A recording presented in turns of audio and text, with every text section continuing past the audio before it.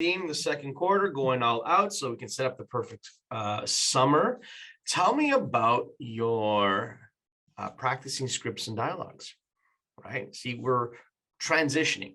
Our market right now is transitioning. Everyone can tell that there's a slight transition going on from a super crazy ass seller's market to what's possibly a more normal market. It's a good thing, but it is still a very much a skill-based market. So what does that mean? That means you need to take the time each and every day to improve your skill set, to work on your conversations. What sort of questions do you need to be asking people? How do we pace and lead a conversation?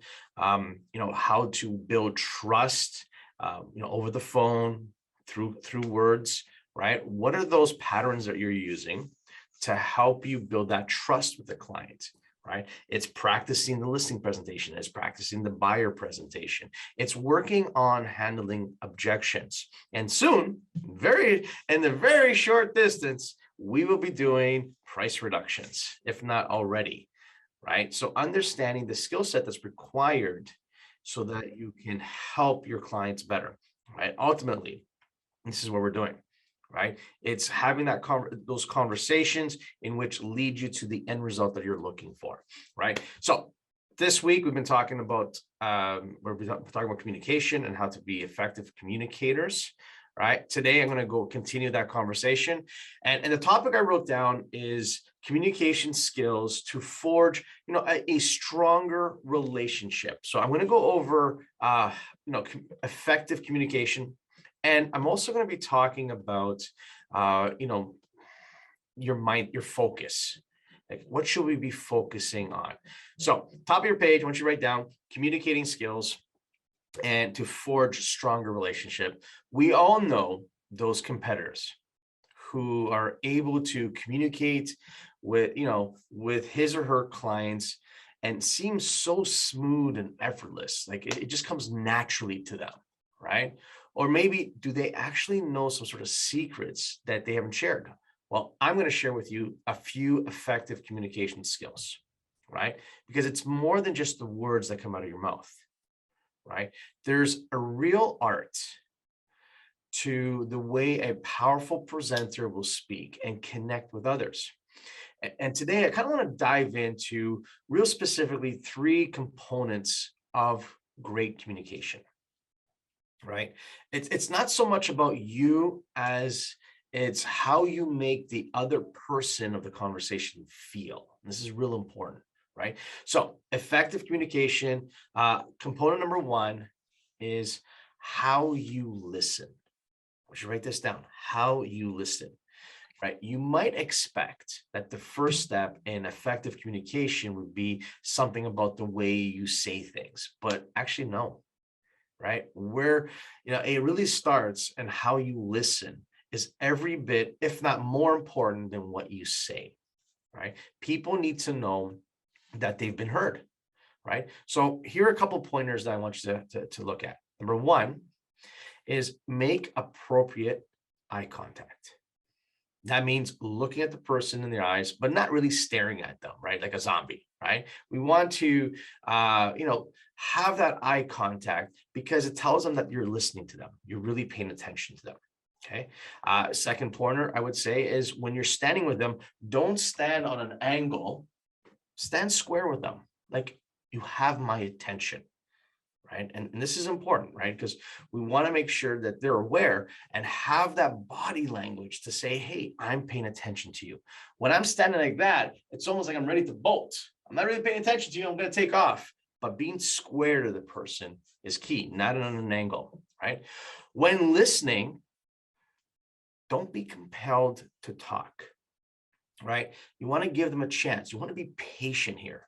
Right? Remember, it's more about listening than it is talking, right? We'll ask open-ended questions, but we need the client to talk to you. We need them to vent. We need them to get out what it is that they want to say. Now, if you struggle with interrupting with people, right? Quite simply, what you can do is just simply take a sip of water. And during that time, it's giving them a chance to speak. But I need you to be aware of this, right? Don't be the person that over talks them. right? Remember, our job as realtors is to ask an open-ended question and to get them to open up to you. The more that they can talk, the more that the client can speak to you, right, is a more effective way of communicating, right? People like to talk about themselves. So asking open-ended questions that's relating to that person will be key to this as well, right? So effective communication, number one, is we need to know how to listen. We need to really learn how to listen. All right, write down number two. So effective communication, component number two is how you speak. Not what you say, but actually how you say it. See, engaging on the conversation, this is a very important part of it. It's how you're saying it, how you're speaking. So you want to make sure that when you ask an open-ended question, you repeat back what it is that they said, the answer. Now, I know some clients, they'll kind of go off on a whole rant. It's like, hey, where are you planning on moving to next? And they're like going on this huge rant because they tell you a story. It's like they keep going and going and going. Now, I'm not saying that you need to repeat back every single word. That's nonsense. What you want to do is kind of paraphrase that. They may go in and the whole rant, hey, I'm moving here because of this, and that, blah, blah, blah. And they keep going and going and going. And then eventually when they take a breath, you step in and say, so what I hear you saying is you're moving to such and such. Now, the next part to this, after you repeat, is you need to give some sort of affirmation, affirm that that's a great, give them that approval. So if they say they're moving to such and such, you repeat back and you say, well, that's exciting, or that's terrific. We're good for you, right? At the end of the day, we're giving them some sort of acknowledgement and some sort of approval, right? Then, without a pause, we go into the very next question. So, and the very next question ideally will be an open-ended question, and you follow, rinse and repeat. You keep doing it. You ask another open-ended question, client gives you an answer, you repeat back, give them approval, and then move into the next question. No pause. So it's key to have a clear understanding of, what you're going to say, but most specifically is how do you say it, right? So you ask the question, repeat, and give them approval. So that is number two. Component number two is how do you speak? Component number three, right, is body language, right? Right or wrong, fair and unfair, as humans, we tend to judge each other. And those judgments can be dramatic impact on, what their body language is. Like, for example, client says to you, hey, what's your commission? Now, if you go, commission objection, and your body language shows them that you're like, hey, I don't like this question. Hey, what are you talking about? Why are you asking me this? Right? When that body language shows, how do you think the client's going to feel? And this is real important. So body language is key, and you understanding that the body language that you're using will reflect how they're going to respond to you. So remember that when someone says something, especially an objection, you want to put a big smile on your face and it's like, thank you for sharing that with me. I really appreciate it. The body language needs to be positive, right? Even on the phone, simply putting a smile on your face, right? Even on the phone, people can tell whether you're smiling. So body language is key. When making your calls, ideally, we want to be standing up when we make our calls, using that energy, right? Big smile on your face. Maybe have a mirror there so you can look at yourself and say, got to remind myself, got to keep smiling, because the smile, the energy, they can hear that on the other end, right?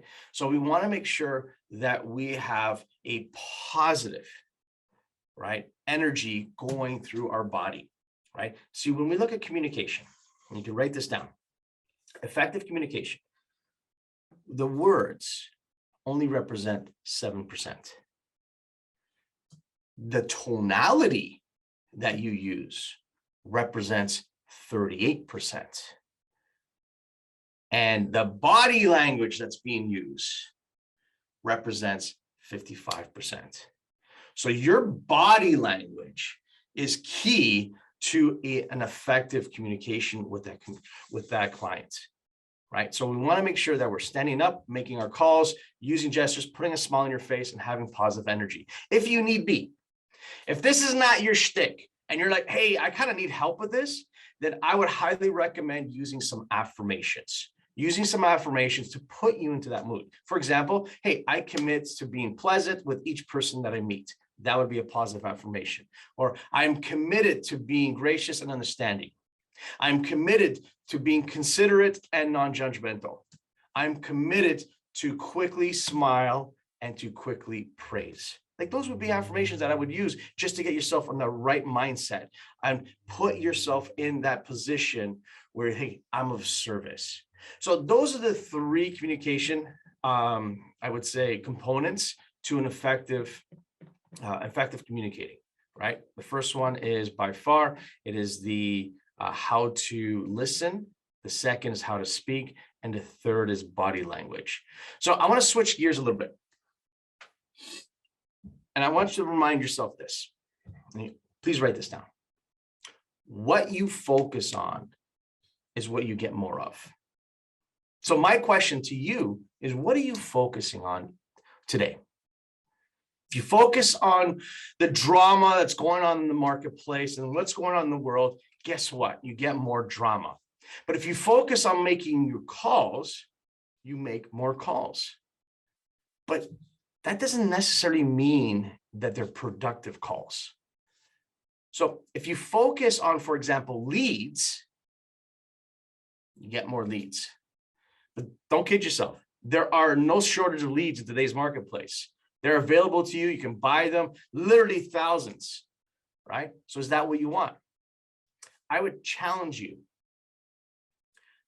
To say that what your business really needs right now is more appointments. Would you agree? See, appointments are the number one indicator of a healthy real estate business, right? During these times, right? Are you getting enough appointments, right? If you focus on appointments, we're going to get more appointments. Now, I would take it even to the next step, and that would be qualified appointments, not just any appointments, not a real estate visit. Focus on qualified. And if you want to take it to the ultimate step, would be focus on qualified listing appointments, highest and best use of your time. Understand that what you put in your mind comes to fruition. What you focus on comes to fruition.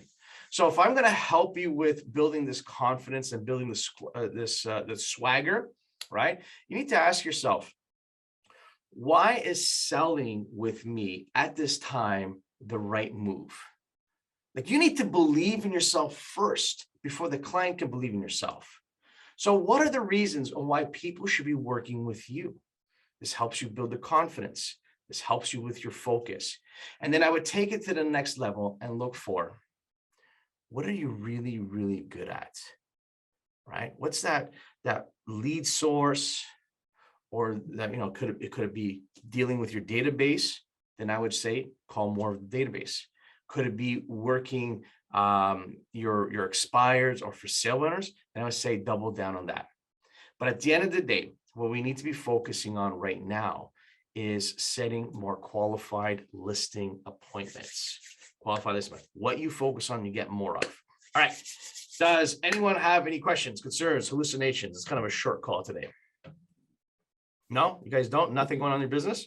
Okay, so just quick reminders. Our theme for the second quarter is going all out, set up the perfect summer.